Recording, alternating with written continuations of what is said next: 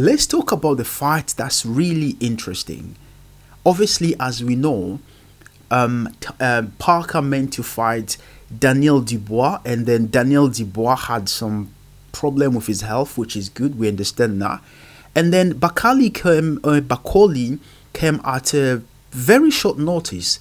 And to be fair with you, I really understand Bakole and I love the sacrifices that he's made because he actually served this great card. And there are so many things about people curious on what he can do and how dangerous he is. But we also need to remember this guy was not in camp. This guy was not training. This guy was on holiday in the Congo. And then he got a call, which means he said yes because he know the fighter within him believe can beat Parker. But the fighter in reality was not in good shape. And that's actually something that we need to understand. And I know you do need to have a lot of faith within your ability, a lot of belief. But I feel like sometimes you need to learn that when I'm in camp, I can talk the talk and walk the walk. Because when you're in camp, guess what? You usually bring people that are similar to your opponent and you have to replicate what your opponent does. In this case, you can't just go from, oh, I'll knock Parker out when I've got the best camp or I've had the best camp to, hey, come and fight Parker now. And then you come and you think you're going to win. But here are a few things that I feel like they're going unnoticed. So you have 48 hours to get ready to fight. You have to go from the Congo to the UAE, which is like, I don't know, 8 to 10 hours flight. I might be wrong. Correct me if you know. And then there's jet lag, there's tiredness, there's a different time zone. You need to sleep. You are tired, and there's so many other things that really you need to adjust to.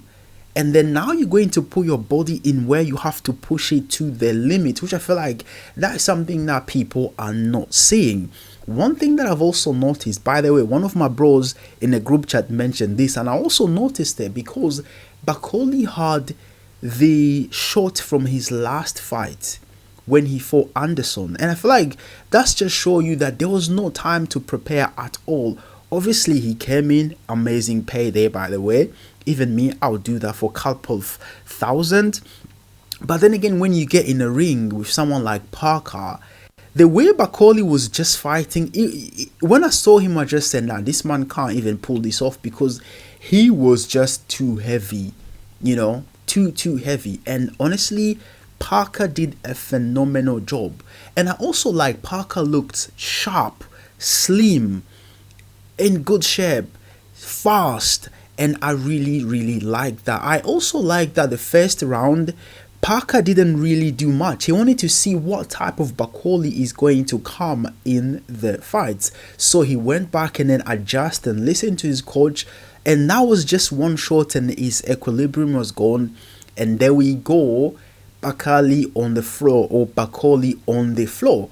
And here's the thing. So many people are saying, oh, the refs did stop the fight very early, but you forgot that Bakole's corner had to call off the fight. And I really like what they have done, because if you're too heavy and someone knock you out and you lose equilibrium, one thing that happens is that sometimes your joint, actually you can dislocate it depending on how you fall. Imagine that big weight falling, and that's really not good. So what they're seeing a few fights that he's got potentially, and they just don't want him to damage himself that much, so he will not be able to fight. And I really like that. So Bakole, we really love your sacrifice. We really love your faith within yourself, in your ability. We love everything that you stand for and represent. And honestly, we appreciate that you made this day a day to remember. And most of us thought you was going to win.